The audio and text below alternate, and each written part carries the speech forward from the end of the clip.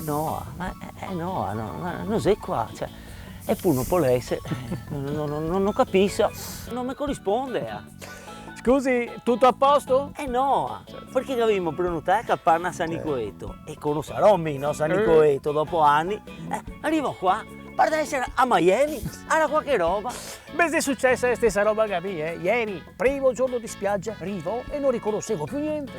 Gli ha fatto tutto nuovo. Visto? Più che capanne, queste sembra delle villette a schiera, a due. Oh, tra l'altro, messe così, anche quelle in seconda fila, non si è vista mai. E soprattutto c'è molta più privacy rispetto ai vicini. Michael! Se ti fa il bagno prima dei 4 te despo.